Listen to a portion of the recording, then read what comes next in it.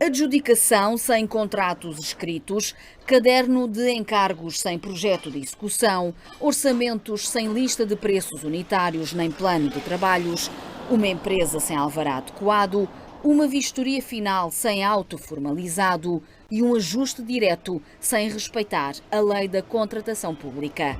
A lista de inconformidades legais é grande e está descrita nas 43 páginas do relatório da Auditoria da Inspeção-Geral da Defesa Nacional, a que a TVI teve acesso. A 18 de março de 2020, a Direção-Geral de Recursos da Defesa Nacional dá início ao procedimento de contratação da empreitada. A primeira proposta surge ainda nesse dia pela empresa TRXMS de Alverca do Ribatejo. Uma proposta genérica que incluía a descrição sumária dos trabalhos a realizar, sem referência a quantidades ou valor parcelar. No valor total de 750 mil euros sem IVA, para intervencionar 3 pisos em 3 semanas. O pagamento seria faseado conforme os pisos ficassem prontos. Só a 24 de março, 7 dias após a obra ter começado, é que o contrato foi formalizado com a empresa. A 25 de março surgiu mais uma construtora, a Weltbauern, de Cascais, com uma proposta de 422.459 euros sem IVA para trabalhos de ar-condicionado e sistema de detecção de incêndios. Sem ter sido evidenciada a existência de um convite, sem caderno de encargos e entre outros documentos essenciais como o programa de trabalhos. A 25 de março foi feito um consórcio externo entre as duas empresas, TXRMS e Weltbauern. Foram adjudicados contratos distintos sem proposta inicial em consórcio e a contabilidade demonstra que a Direção-Geral fez pagamento direto a cada uma das empresas. A 26 de março, o Exército começou a acompanhar a obra. No dia seguinte, o gabinete do Secretário de Estado solicitou informações sobre os custos dos trabalhos. O Diretor-Geral dos Recursos da Defesa Nacional responde que são 750 mil euros, mas que ainda não têm valores para as outras coisas a pôr a funcionar e que são de quem vai tomar conta e sugestões do Exército.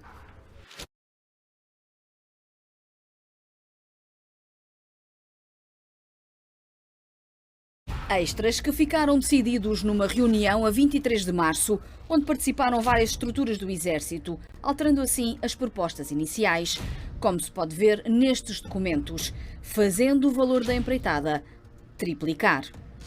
Na lista de empresas aparece também a Roma Premium de Lisboa, contratada para fiscalizar a obra, com uma proposta inicial de 30 mil euros, mas cujo pagamento final foi de 67.500. Uma obra que começou com um orçamento de 922.500 euros, acabou por atingir mais de 3 milhões, um diferencial superior a 2 milhões de euros.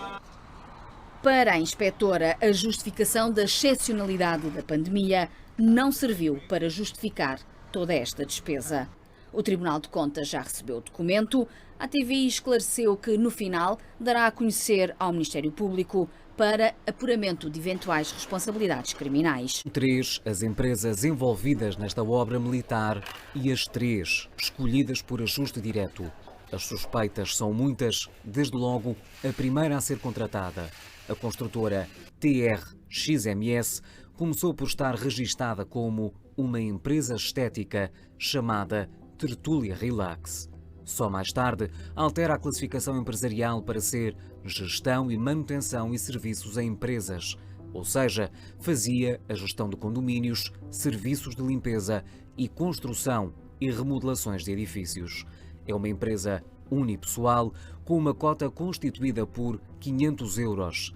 2 meses depois de ter ficado com a obra no Hospital Militar, faz um aumento de capital de 184.500 euros, pago com dinheiro e subscrito pela sócia. Esta empresa unipessoal ganhou mais de 1,5 milhão de euros por ajuste direto com a obra no Hospital Militar de Belém. Consultámos todos os contratos que esta empresa tem com o Estado e verificámos que a única entidade com quem trabalhou foi com a Direção-Geral de Recursos da Defesa Nacional.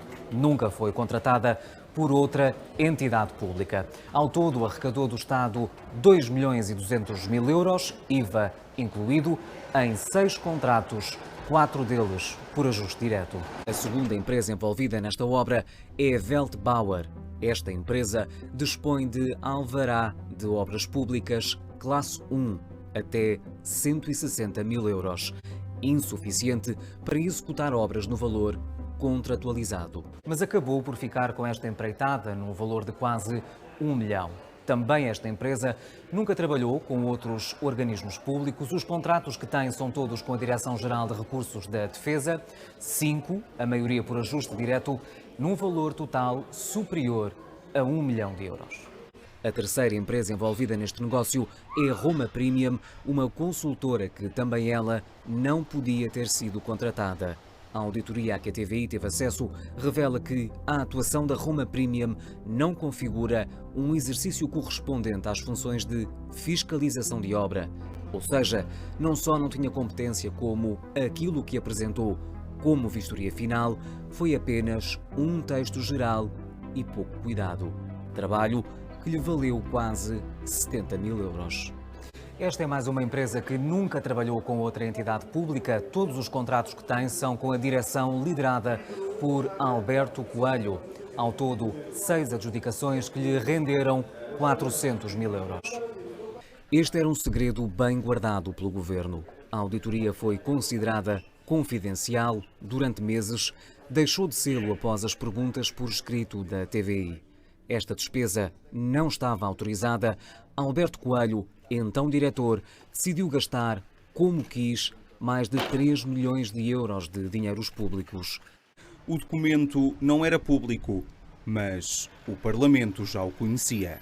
Ninguém compreende que uma empreitada que tem um espaço de um mês, que possa haver uma derrapagem de 3 vezes mais o valor inicial. Ainda ficamos mais abismados porque os 750 mil euros eram difíceis de fazer num mês, para quem tem algum conhecimento da obra pública. Agora, gastar mais de 3 milhões de euros é, de facto, no mínimo, estranho. O PSD tirou as suas conclusões e chegou a pedir uma audição ao ex-diretor-geral dos Recursos da Defesa Nacional. Alberto Coelho, ligado ao CDS, só não foi ouvido pelos deputados porque o PS votou contra e os centristas se abstiveram na votação. Mas agora, com a auditoria às claras, o CDS pondera mudar de ideias. Em resposta à TVI, o deputado Pedro Moraes Soares diz que o partido está disposto a ouvir seja quem for para obter todos os esclarecimentos necessários ao apuramento dos factos. Já o PS mantém-se em silêncio e é o PSD que promete voltar à carga. Já depois da polémica obra, Alberto Coelho saiu do cargo por opção de João Gomes Cravinho. Oficialmente reformou-se, mas rapidamente foi nomeado pelo mesmo ministro, desta vez para a Empordef, uma empresa pública responsável pela gestão das indústrias de defesa do Estado. Normalmente os prémios são dados quando as coisas correm bem. Neste caso, as coisas correram muito mal, pelo que nos parece.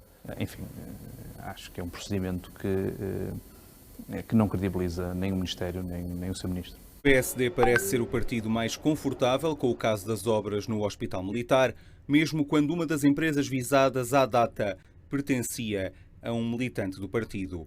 A Roma Premium era titulada por Francisco Duarte, engenheiro multimédia, presidente da JSD em Sintra e deputado municipal do partido, no mesmo concelho. À TVI, Francisco Duarte conta que a Roma Premium é uma empresa familiar, que a sua participação não era ativa e que toda a atividade era gerida pelos seus tios. Trabalho de fiscalização da obra, mas a auditoria diz que a obra já dispunha de um engenheiro para o efeito e que a empresa em causa não exerceu a atividade típica de fiscalização da obra, ou seja, não executou o trabalho para a qual foi contratada. Esta auditoria, que prova tudo, esteve guardada a 7 chaves pelo Governo durante meses. Foi classificada como confidencial, apesar de estarem em causa dinheiros públicos. A TVI teve acesso há dias a estas 43 páginas, mas só hoje, quando confrontada por escrito pela TVI, a Inspeção-Geral da Defesa decidiu desclassificar este documento.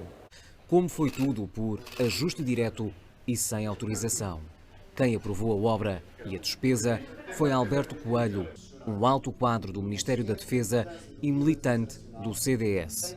À data, liderava a Direção-Geral de Recursos da Defesa Nacional.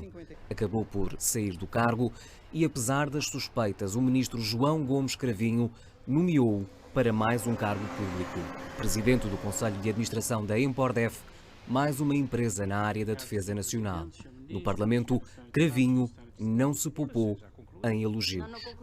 Prestou enormes contributos ao Ministério da Defesa Nacional. Eu creio que o Ministério da Defesa Nacional estar-lhe-á sempre grato. Contudo, naturalmente que nestas circunstâncias é preciso um olhar novo e uma abordagem nova e isso implica tanto mudanças de pessoas como mudanças de estruturas. Declarações a 23 de fevereiro, quando o ministro já sabia de tudo.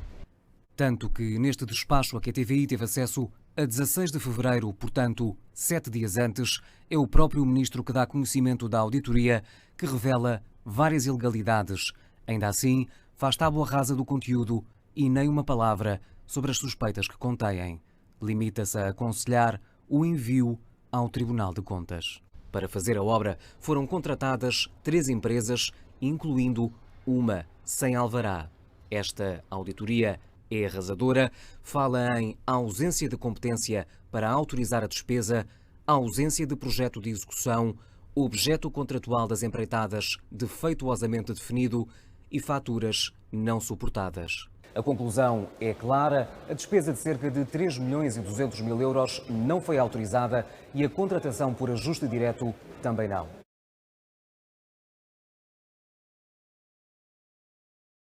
É autor de uma tese de doutoramento no Instituto Superior Técnico que mostra que existem derrapagens financeiras nas obras públicas em praticamente todo o mundo.